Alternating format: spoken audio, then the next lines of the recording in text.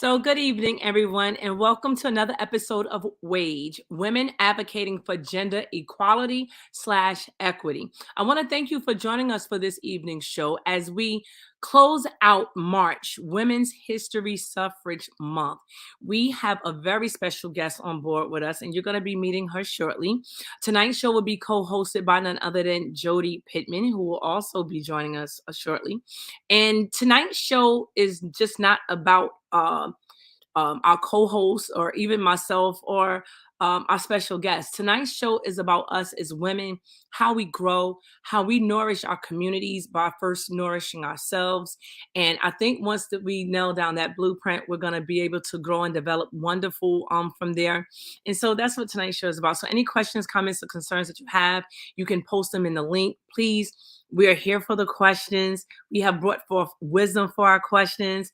And right after this introduction, when we return, we're going to get started immediately. Thank you for joining us tonight. 10, 9, 8, 7, 6, 5, 4, 3, 2, 1.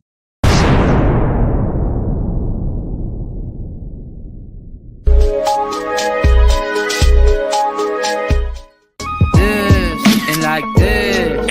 Baby, you a hard stopper. Woke up in my city, yeah, I feel like Big Papa. I feel like Big Papa. Nah, you gotta go like this,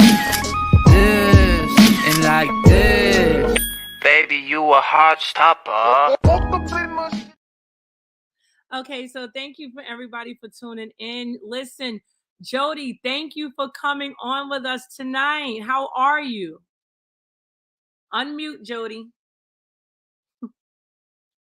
I am better, Sheila. How are you? I'm really happy to hear that. I am well. Listen, Jody, we have a very, very important show tonight that I'm extremely passionate about. There's a lot of, because it's Women's History Suffrage Month, right?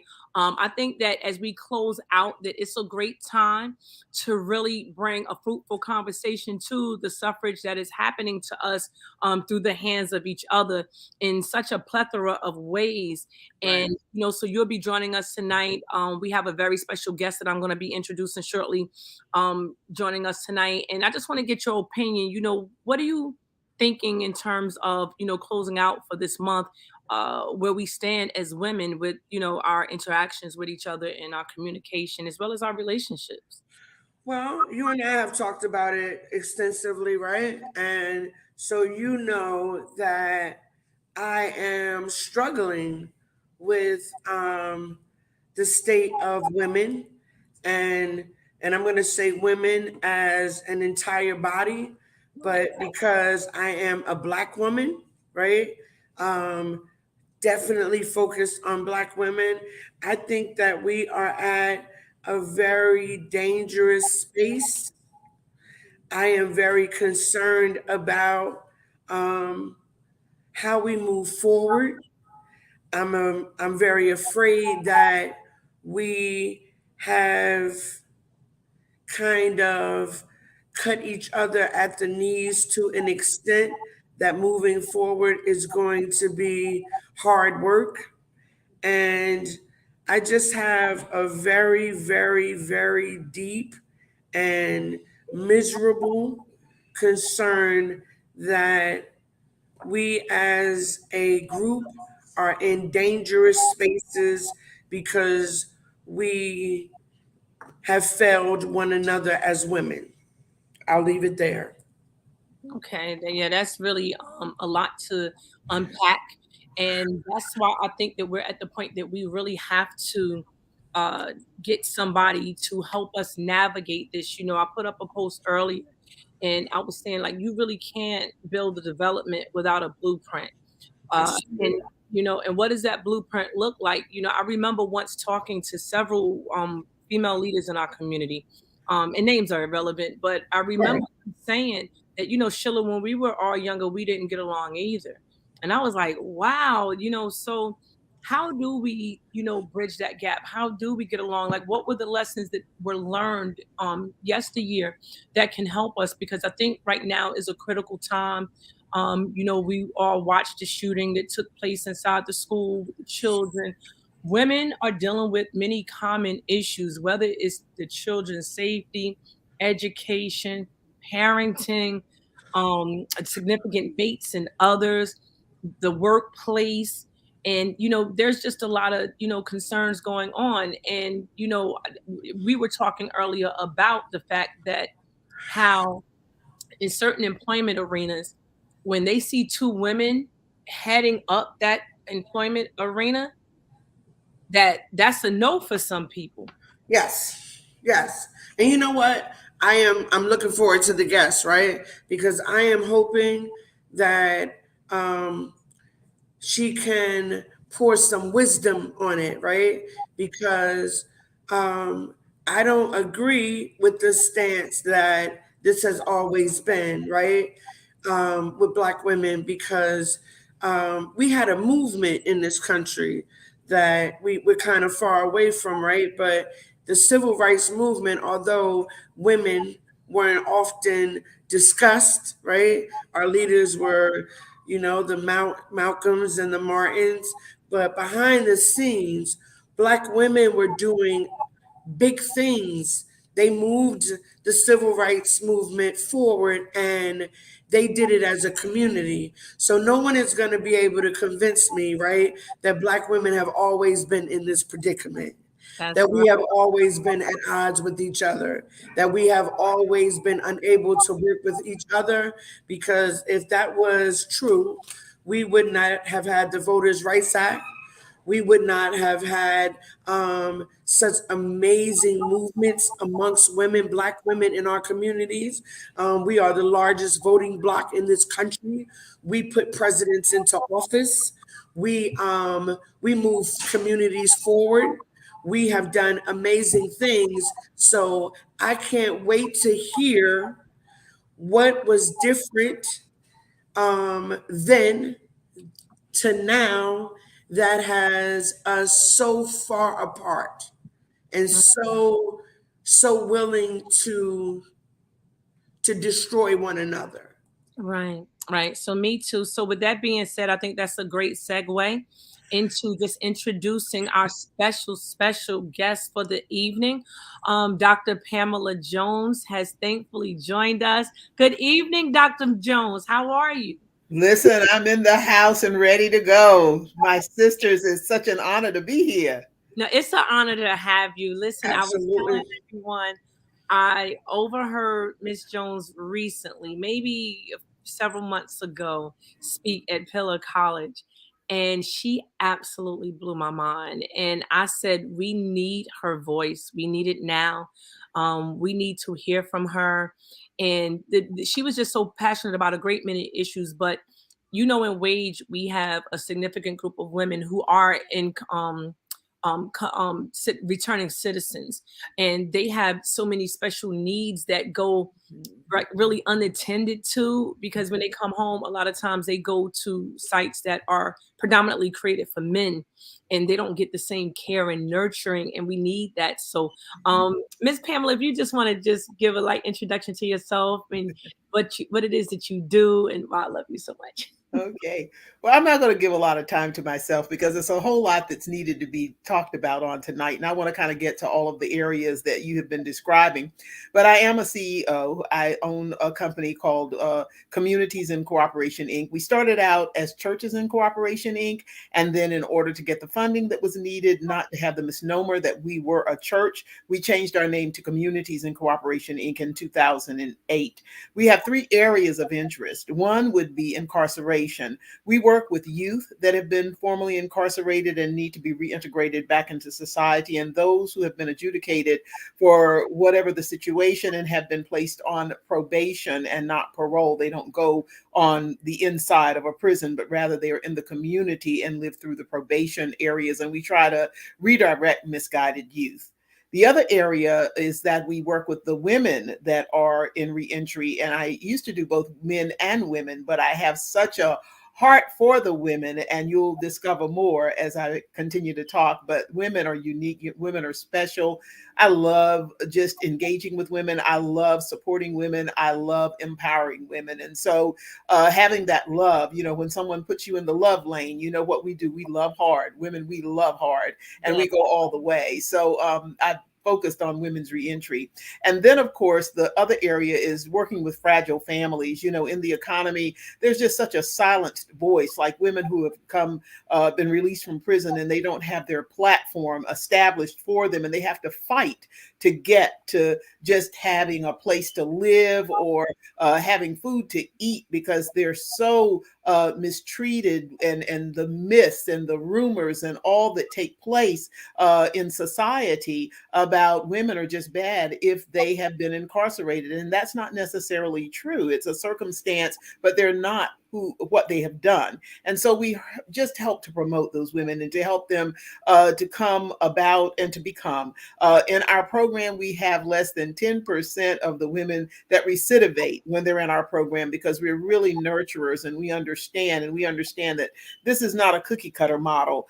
Men are different to women, and we need to address women as women and men as men. And oftentimes, as Ms. Montague said, the establishments for people reentering society is mostly established for males. But in the 80s, there was about a 700% increase in women being incarcerated, and now they're being released. And so we need to make some changes in design in order to have the reforms that are needed to be able to accommodate the needs of women. So that's just kind of a backdrop of everything. And I'm going to hurry from that, because no accolades for myself and what I do. It's what I can do, the action items. And I'm on here tonight for some action. So I want to start out by just kind of talking about women and what my thoughts are about women, because women don't hear this. And so we don't have a place, because we don't know our place, because nobody talks about our place. We're the silent, the back room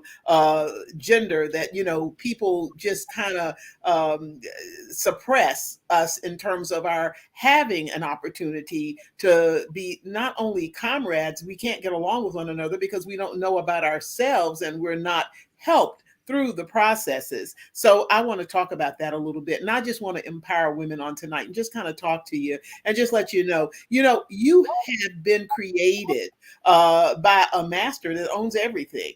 I'm talking about God. You have to realize, I don't care what you believe in, there's a higher power. There's something that is larger than you, and you have been created for a purpose. You're not here to suffer and to be less than. You're here because you need to be empowered. But do you know how to become empowered? And I want you to know that you must have vision. You must be able to see something for your life other than just the mundane, the routine. That's not who you are. You're above and beyond. You're not mediocrity. You're not one that needs to stay the same or be taken in bondage for stagnation purposes because of the impact of others on your life. Others have nothing to do with you personally. Others can impact you only if you allow them to.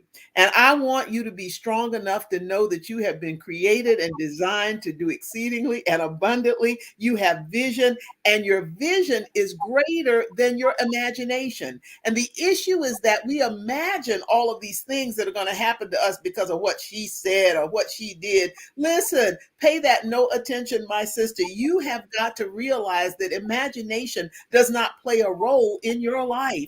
Imagination is just that. It's things that you're imagining. It's not reality. And oftentimes as sisters, we don't walk in our power of victory because we walk in what's not even reality. We look at what people what can people really do to you unless you allow it? And so you have to set up those boundaries, and you have to look at your ear gates and your eye gates, and you have to just really take a moment to empower yourself. You've got to encourage yourself. Every morning when you wake up, you encourage yourself. Stop speaking negativity and doubt or giving a place to people what they can do to you, because essentially it's just imagination, and imagination should have the least amount of power in your life. Have vision. Right, That's why I right, help women right. have vision. What is your vision? Your vision isn't what somebody's trying to do to you. That's a blockage. And anything that blocks, if you can't get the flow, it's not going to happen. You're So, going to be right here. You're going to be right here. so And look, don't allow the blockers to block you. I'm going to say right. that again. Say it Don't again. allow the blockers to block you, because there's so many blockers out there that are trying to climb a ladder, and they don't understand that if you don't take somebody with you, then you're just short-lived, because what goes up must come down, and the only way you can keep them coming down is if you stack it, so that if you're up here, you can fall, but if you stack a woman and another woman and another woman and there's a whole stack, listen, there is no falling. And that's how I train women. Come on, let's stack it up. That's why Yes, yes, we need this. I want you to understand, you got to stack it up. Stack up those things, not the doubts, not the criticism, not the points that take you into the imagination areas. Stack up your deck with vision. People that have vision, people who support you. That's how you empower yourself, is stack your own deck. You have the opportunity to stack your own deck. Look, Dr. Pam, Possibilities are Dr. Pam. limitless. Look, I don't look absolutely limitless. I don't want to interrupt, but we have Go so ahead. many questions. People are loving what it is that you're saying. And Uh-huh. I absolutely love this apparatus, right, of interactive just Sure. exchange. So a couple of questions. Mutai says peace and blessings. Definitely peace and blessings to you. Mutai is a community activist in our community, and he really activates, in every way. He helps the youth. He's a fantastic person. Marquita says, I have a question for women that's in the second chance program who can't get a job. So I guess that's one question. Now we have a few Dr. Okay. So her question is, how can women in the second chance program get a job? I think that's what she's asking. Okay, and that's a wonderful, wonderful question, and I just love it. Oh, wait, You know it's another what? thing. She says, my aunt is trying to get a job and she was rejected for many positions. Okay. Listen, we need that sister. We need to get our hands on her. I want you to be able to have the opportunity that is needed for you. We want you to contact us. If you can email us, that would be great. You can email me directly. I'll give you my email address. If somebody could just type it in the chat for me. I'm on it. I'm on it. CIC director at cic-nj.org. It's a dash in between. So CIC director at cic-nj.org.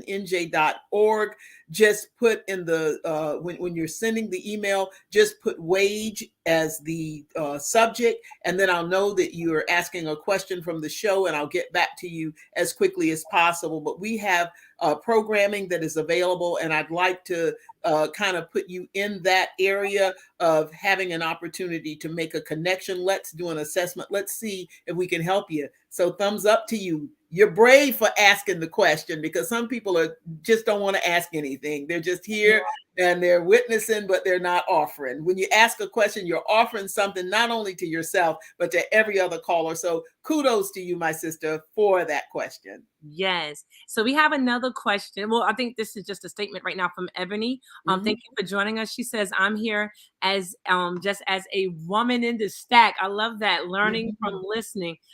Team CIC, fantastic. So this is a question that I'd like you to comment on. If it's a question or a comment, I'm not sure yet. Women are dealing with a lot of trauma, right? Many of us didn't know our dads growing up, but we're looking for mates, right? Many of us have been hurt by other women. Friends have betrayed many of us.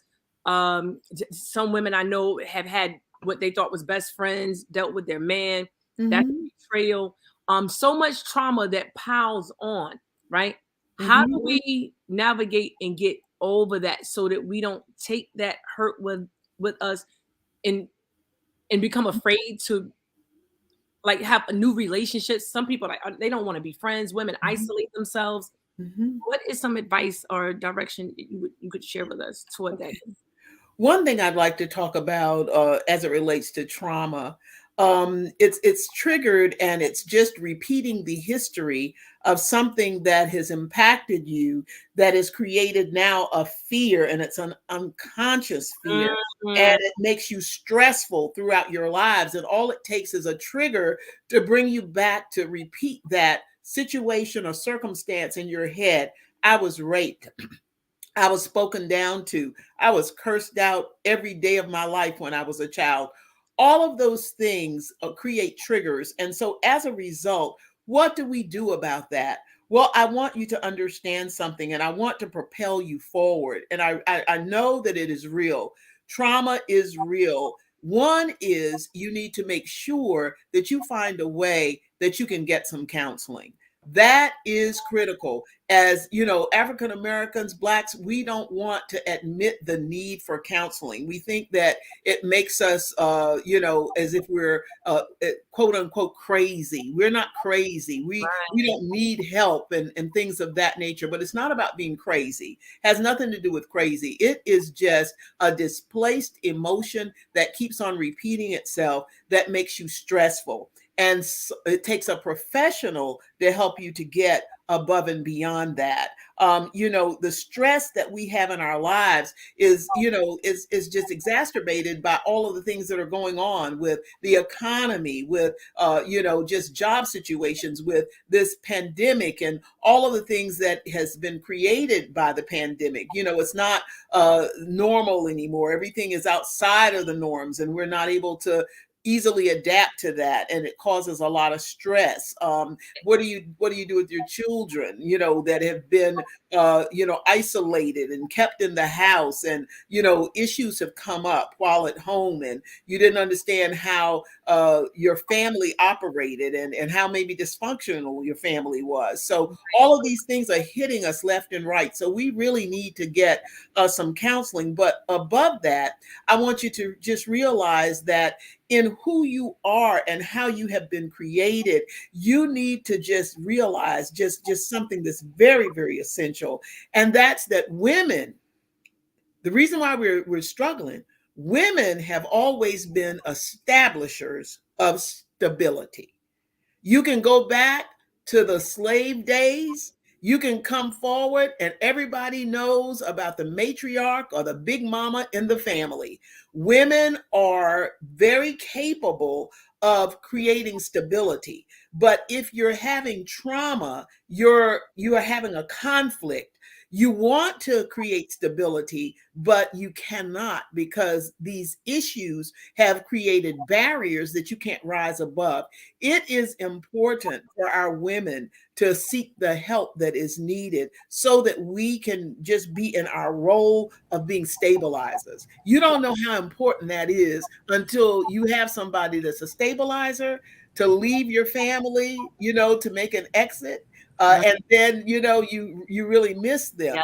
it's But so true. we have to learn how to be stabilizers. That is essential. Women are stabilizers. When you walk into the room, you bring stability. When Mm. you are around those kids, you bring stability. Okay, When we have another question, Dr. Pam. I'm sorry. I want Yes, to cut you off. yes, I uh-huh. hate when I cut you off. No, do Um, that. Wait a minute. Something you just hit on, it went out of my head really fast. Okay. In us being stabilizers, right? Mm-hmm. Sometimes there's a bit of a battle, right? And Mm-hmm. I'm not going to call it a gender war, but Mm-hmm. sometimes we have men who seek to have power over women, right? Maybe that's Mm-hmm. natural or whatever. But in doing so, they plant strife between us as women. Mm-hmm. And they create situations where we don't trust each other. Mm-hmm. What do you think about that? Looking on the past, I don't know if they did that in the past, but I Mm-hmm. definitely have seen that now. Like they'll tell women, for example, "Oh, you don't have no friends, or she ain't your friend, or she this." It Mm-hmm. it adds to the distrust that women have for each other and it takes away from us working together, building a community, which I think really needs us to be together at this point. Like, what do you? Mm-hmm. Mm-hmm. One of the things that I have to say, not all of our brothers, but For many sure. of our brothers really don't understand women and our role. And I want to go over that a little bit, whether it be the workplace, whether it be the church, whether it be a family. We need to know that there has been some cosmic significance of women when we were created, even in the beginning in the book of Genesis, that we were created to complement the male, and the male is there and there to complement the female. We're not to be subservient to a male. We're supposed to give in one to another in order to have the complement that is needed for existence and for the creation to benefit. And what we do is we get all misconstrued in our theology, our ideology, our philosophies, and we really come from places, and sometimes men through culture have been taught that women are substandard, women are not equal to men. And through those cultures, those things have perpetuated. That's not anything that was ever in the Bible. That's not why we were created. That has nothing to do with our story. That has to do with a culture. And as a result of that, many people subscribe to that culture, not understanding the complement. And so they do those types of activities where, divisiveness and creating people to compete one against another, to try to make sure that they are in control of the situation by having women against women. That helps them to be in charge. That gives them a false position, false security, and it has created havoc, and it doesn't do anything except for create destructive environments. And so I want you to know, don't fall for that, my sisters. Don't fall for that. I want you to know that you were fearfully and wonderfully made, and you have vision that don't allow anybody to take your vision from you. Don't let anybody place you into being petty and to be divisive and to be what is it, attention whores and mangas, just trying to get attention and all of that. We are not in need of attention. We already have attention because we're significant. We were created that way. And so if you understand your role in life from start to finish, it's even in the Bible. Sister, you are the storyline. Do you know that? That in the garden, if it had not been for this fall and with Mary giving birth to Jesus, you're a part of the storyline that makes things and brings corrective action to the things that have gone wrong. Why? Because that's who you are. You're significant. And you need to look at the significant. You're a way maker. You're not supposed to be a creator of chaos and gossip and trying to look a certain way to bring attraction to yourself. You're already attractive. No matter how you look, you're attractive to somebody, because when your mouth opens, the power of your words, there's going to be somebody that's going to be attracted and see more than you see of yourself. So I encourage you to take the role that you were created for. You are a compliment. You're not a destroyer. You're not a gossiper. You're not a hellion. You're not an emotional person. You are there to be a compliment. And whenever you enter into the room, my sister, you be that compliment that you're supposed to be. If they're gossiping, don't have time for that. If they're trying to pit you against another sister, tell them, no, not me. Another day, another story. I got a little bit of something in me that's going to get a little bit of God's glory. You've got to keep it moving forward and never allow yourself to subscribe to the ills of this world, because it's full of it. And as time goes on, the gap is going to try to be increased, because the purpose of who you are as a woman, they're trying to nullify it. And you are competent. You are beautiful. It doesn't matter what the outward appearance, it's all about what's on the inside. You can have a heart that is so sweet that you might have pimples on your face and your eyes might be crossed, but if you've got a good heart, people will fall in love with you despite your outward appearance. So know who you are. You are a compliment, my sister. Awesome. So we're gonna just pause a bit. We have a couple of questions. Yes. First, I'm going to come to you right away, Jody. Let me just go over. Marquita says, that was a big issue for me. where the older women in higher position would go out of their way to bring down the next female who were next to move up in position. And the reason why I think this question is really so important, Mhm. Marquita is one of our newest members of Wage, and Mhm. I have literally been going through this exact same thing. The Mhm. women who are in higher position, you would think that you would, no matter what the arena is, you would Mhm. think that you would look to them for guidance and support and direction, but that is not what is happening. They are trying to crush you in every way that you can. And it doesn't matter almost how much affirmation you give yourself, because at the end of the day, your confidence, or your like the lady told me, your godfidence, which I love. Mhm. Mhm. Women, some women, and I would say less, more than, more than most, Mhm. less than most, but it only takes a couple of bad apples. How do you navigate that when these women are in position? They don't care about being mean, hateful, petty, catty, rolling their eyes, talking about people, but this is your livelihood, and you're looking, you want growth, you're happy, you're proud, but what do you do in those circumstances? Because, I agree with Marquita. I want to hear the answer to that too. Okay. Actions speak louder than words. Actions speak louder than words. And I need to just encourage you to be women of action. You see, some women are very anxious, they have a lot of fear. When they were older women, when they were coming up, they didn't have opportunity, they didn't have a chance. And when they finally get it, normally it comes at an older age and they're not ready to give it up. And so it saddens me when what you do becomes who you are. What you do is not who you are. And we need to all be mindful of that. Everybody needs to have an opportunity to grow. And I would encourage women that are under people that are not giving them opportunity, get your education. You're going to have a turn. Everybody has a turn. This person will not last forever. And when people are like that, it kind of stigmatizes them, and they're not going to last in those positions long because people are going to want to see new growth. They're going to want to see change. They're going to want to see development. And you've got to be ready. You don't let them knock you out of the box, because that's what they're trying to do, but they can't knock you out of the box because you're next in line. Let me tell you something. I'm grooming people now to become.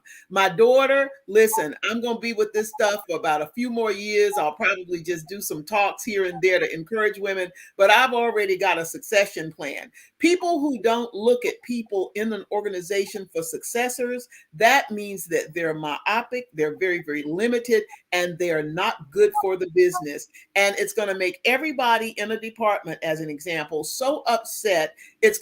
Everything's going to get around that, it's because of them, it's because of them, it's because of them, and they won't last long. Then the opportunity opens up. Now, I know it's not a good place. Listen, I've been in those roles. Sometimes I used to choke when I would go to work. I would say, oh my God, I got to go here today, and I know what the story is going to be. And what I did is I just educated myself. I read, I was in preparation. And the more nasty and the more dirty, the more I was preparing, not only by women, but also by men. I was a vice president at Merrill Lynch. When in my career, I moved up the ladder. And in doing so, that was not easy, but it wasn't because I tried to get in with people. People can't put you in position. I didn't try to make sure that I was noticed. I just was normal. I says, I am a human being and I'm keeping my humanity. I need sanity. I need to be able to focus and I need to be able to prepare. So when it comes time for the gears to shift, I need to be in position to be a part of the shift. Always look at yourself when you're under somebody that is not treating you fairly, that wants to keep you down. There is an upcoming shift and it's coming soon, and you need to prepare. Don't waste your time talking about them or paying attention to them. You go there, you get your paycheck and prepare yourself, use your money wisely, and then you will be noticed and people will be able to receive you, to be able to be the next in line. That's what was with me. It wasn't because I was so prepared. It wasn't because I had, I don't rub elbows with people. I just do what's right. And that's what I want to tell you. What is the next right? When somebody's treating you wrong, you look at it and say, well, what is the next right? In this bad situation, what can I do to make things right? You need to be one of those that can stand up in a dark area and bring the light and the sunshine and just say, listen, we're not going to focus on that. Have you ever gone to somebody with a problem and you complain, and then the next person complains, but the next person says something like, you know what? I am not even thinking about this. You know what? I was reading an article the other day about AI, and that's artificial intelligence. And do you know that there's an instrument that you can use now online that will help you to write and to be polished, and you don't have to waste the time in preparing and creating? Talk about something that is a cutting edge topic and leave that low stuff alone. Always read and position yourself to bring up something that will take away or diminish the hate and to bring about the intellect. People want to know somebody that knows something. People want to know people who are able to express themselves. Get your vocabulary together. Begin to work on words. You need to be wordsmithers. You need to be able to write as well as to be able to articulate verbally everything that needs to be said in a conversation, and you will be chosen as the next in line. Don't waste your time on people with negative influence. And I agree wholeheartedly. I totally agree. We have another question. Yes. All right, so I'm often the bad guy. Devil's advocate. And I'm so excited about your perspective, but so I just want to play devil's advocate here. Mm-hmm. So just want to ask a series of questions to get to why I'm asking the question, Dr. Jones. Please. Dr. Jones, realistically, right? I live in a space right now where I am 54.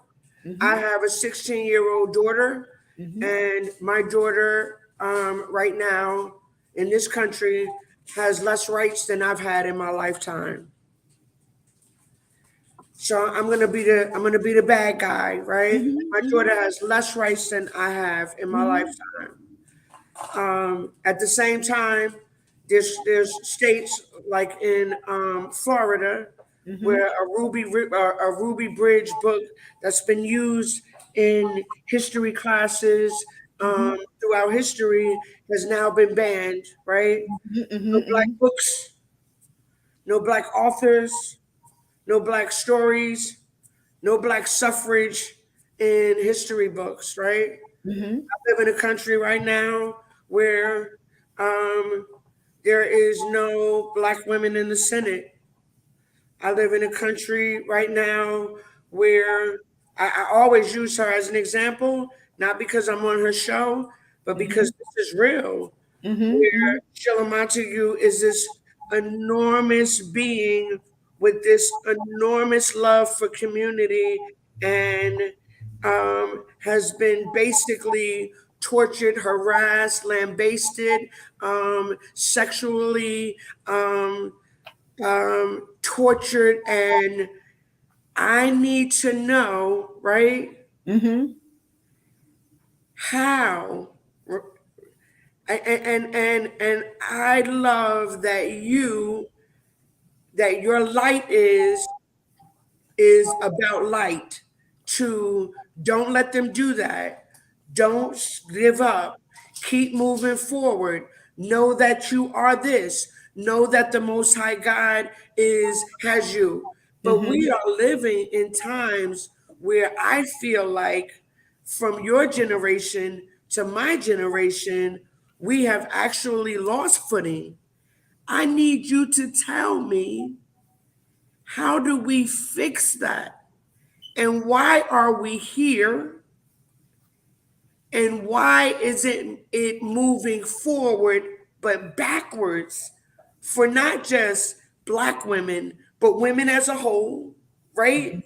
and the fact that I'm very afraid for my daughter that the Mhm. glass ceiling has now put there's now a cap on top of the black glass ceiling, and Mhm. that it's getting harder for us to make headway. Tell me, what is the difference in 1960 Mhm. to 223 that Mhm. we're behind? I don't understand that. That's a good question. And I don't have all the answers, but I'm going to try to take a stab at this. I'm going to try to take a stab at this. Yes, ma'am. I have seen such a decline in America overall. We are victims right now of what has happened over the years from a historical perspective, as well as we have taken a position of almost being less than, not having hope that we can overcome. People give up so quickly nowadays. I look at the young people in our youth programs, and they can't stick it out. If it doesn't happen by noon, I'm out. I don't. I can't deal with it anymore. And it comes from a microwave society where people want everything yesterday. But all things take time, and there's cycles in life. We're at a down cycle right now as it relates to just humanity in general. We have subscribed to, there's layers of the reasons to this is it's layers of it. It's impacted. It's from drugs to sex to families not being families anymore. Everything is being destroyed. The nucleus of how we're supposed to operate and function has been destroyed. And there's no short answer in terms of how to turn it around, but it takes one step at a time. And for you and your daughter to even ask this type of question and to take a stand on how do you make a difference, you have to get people together who are like-minded, that are concerned. This is your calling, by the way, because you're concerned about it. When something like this comes to your awareness level, that you're concerned about it, you're being called to do something about it. You need to create women's groups and forums where you can talk and you can just have women of different age groups, youth included, where you can say, this is the issue. Now, how do we turn it around? Identify the issues, and then what are the remedies? Get about 20 issues, and then find out think tanks. We need think tanks. How do we work together to overcome this? Well, if the educational system is not preparing our youth and they don't have the rights then to get the jobs or to compete in America the way others do, what can we do about that? And it's the educational system. It's systems. All of this stuff that you're talking about, the impact has befallen on us because of the criminal justice system, because of the educational system, because of the judicial system, because of the financial systems, because of all that is every system that is in America, our banking systems, whatever it might be. Everything is being impacted to a point that it's pulling everybody down at the same time, where there are only a few who have a voice and few who have power. We are forgetting the fact that there's power in numbers.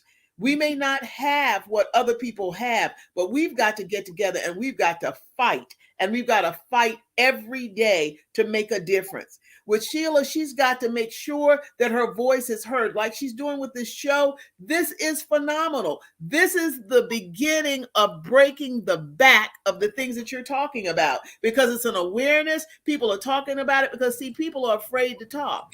They think they're going to be ostracized. And see, we need some brave warriors, some sisters that will stand and ask the questions and try to come up with the solutions. You can't be in America and think about yourself only. It's got to be a group of us standing together. Let me tell you something. When I came to Newark and wanted to start my nonprofit, everybody told me, Listen, it's clicks in Newark. You're never going to be able to fit in. Your business isn't going to thrive. You know, you're not in with so and so. So therefore, you Mm. cannot be. The devil is a liar. I looked at the problem. I said, you know what? What lie is this being told to me? Why would I be discouraged? They said, you're going to be out of business within 5 years. 18 years later, I'm still here because I don't listen to the yang yang. Yang yang don't pay my bills, okay? Yang yang don't get me nowhere. Yang yang is just exactly what it is, a nonsense word that has absolutely no meaning. And I got together with people who would support me. I got sisters. We put our heads together and I says, let's get a strategy. How do we survive in Newark? What is needed? What do I need to do? Because I can't let them limit me. I'm limitless. So what do I have to do? The same thing with sisters today. We have to take that same model. We have to build and create together.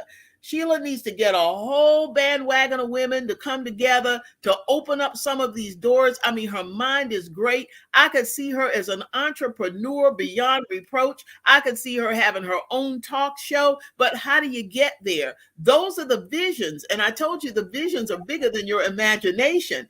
So She's Dr. got to put some layers to that thing so she can stand and not fall. And that's how you do it. And I know it kind of sounds like a mystery or it's a world that's not even existent for you. Yes, it is.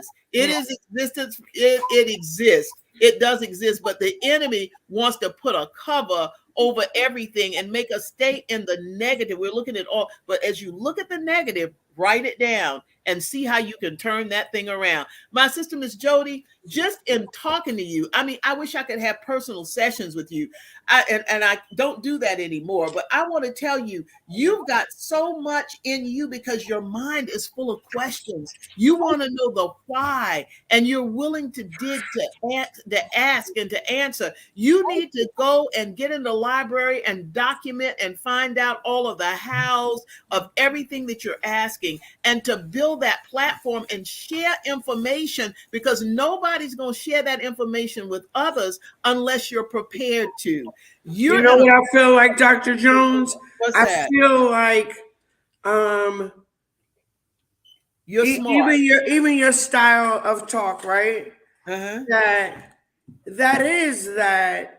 your languaging, your vernacular, your messaging, right, is based off of that. And I'm not trying to age you, right? Mm-hmm, You come from that space, right? That saved us as a people. You mm-hmm, come from that space, that civil rights space that was built on all the positive, right? mm-hmm. I hate to be negative, and I just feel like while you still have that because you felt you ate that, you lived that that is where you're coming from. Mm-hmm. But I just feel like that is so lost. Yes. Well, You're I want to tell like you a something. diamond, right? You're the closest thing. Thank you, Sheila, for inviting me tonight, right? That Yes. you're the Yes. closest, you're the closest languaging that I have heard that reminds me of that time that saved a people. Well, let me tell you something. Don't think you know, there's nothing new under the sun. I want to start with that. When I was growing up, oh, I used to preach in the backyard and have funeral for birds. My grandfather would beat me half to death and say, women don't preach. Women should never even be in the pulpit doing anything. So why are you doing that? That's an abomination. And he would spank me. When I was growing up, I was left-handed, and the nuns would spank my hands to make me right-handed because it was understood that by being left-handed that you were it was a negative. Being left-handed was a negative, and they tried to make me right-handed, and I'm right-handed today. While I Absolutely. was growing up, I couldn't try on clothes in the store. My mother had to go to the back store of the department store, and they would hold up a dress in a size girl's 10 and say, you think she can fit in that? Because if you get it, you can't return it. And I always wondered why we couldn't go inside the store, why we couldn't sit at a counter to have lunch in a restaurant. We couldn't even go inside of a restaurant. We couldn't drink water from a water fountain. That's the age that I came up in and the era I came up in. And those things made me so angry. And how I became who I am today is because I never let people tell me, no, you can't. I always looked at what wasn't available to me and I wanted to make it available. I'm the first preacher, female preacher in my family. I'm the first person in my family to have a PhD. I'm the first person in my family that was able to create their own business and be an entrepreneur. I'm the first woman that was ever an assistant pastor and now a pastor at a church, despite all of the odds. And okay, so it's a different era, but it's the same game. Baby, it's the same game. There's always something out there to discourage you, to make you feel like there is no hope and no opportunity. Listen, I refuse to be defeated by people. I refuse to be defeated by there's no opportunity. Yes, you make your own opportunity. Make your own opportunity. And I tell you know what I did when I was coming up. I remember when I was in Newark and going around preaching in places. I couldn't go in the pulpit for some of the churches. This is in my lifetime. It's changed now. But when I started out, you couldn't even stand in the pulpit. You had to preach on the floor. And baby, when I preached on the floor, I preached like I couldn't preach anymore. And they said, oh, you know what? Validity came by my being and my doing, not by the circumstance. And that's what I want to teach young people, this generation. You know, your circumstances don't allow that to limit you. My God, don't let that limit you, because if you do, you're going to always be behind. We have to move forward. And I'm so glad for Sister Sheila that she has this talk show so that I can say things like this to you. Yes, and Dr. Pam, I want to bring you back. I'm so glad you said that. I definitely want to reserve the opportunity to bring you back. And because it's 8:55 and we got 5 minutes, I want to start to land this plane. But I do want to say that I do see where Jody was coming from, because you have a message of stay focused, don't give up. We get that. So one thing that people will say is that Sheila don't give up, but so we have another issue that we really haven't tapped into tonight. And I think that's what Jody was hitting on. When you don't give up, so for years and years and years, like she said, when you take her word, you get lambasted and you get all of these cruel things that tend to happen, but they're happening what we're talking about right now, right? It's probably different, but what we're talking about right now is at the hands of women. We have women, and again, just this is a nationwide issue, right? 70, 80 years old, still in competition with the younger women for position, right? And I'm not a young woman. I love to tell people I'm 50. I'm glad to still be. And so if you're not supporting the 50-year-old women, when do our 30-year-old and 40-year-old women get an opportunity? So people are like dying in office. We have people like, and let's take it from out of the politics, welfare. Okay, great. You went to college, you've gotten your degree, you're working as a caseworker, but then you're taking women's self-esteem as they come down here instead of saying, well, what do you need? I got you. Well, let me see what I could do. That whole energy is just not there. Oh, well, if you got this kind of bag, I don't know what you're doing down here. And, and so it's that type of like, and I'm calling it, for lack of a better phrase, a wickedness, right?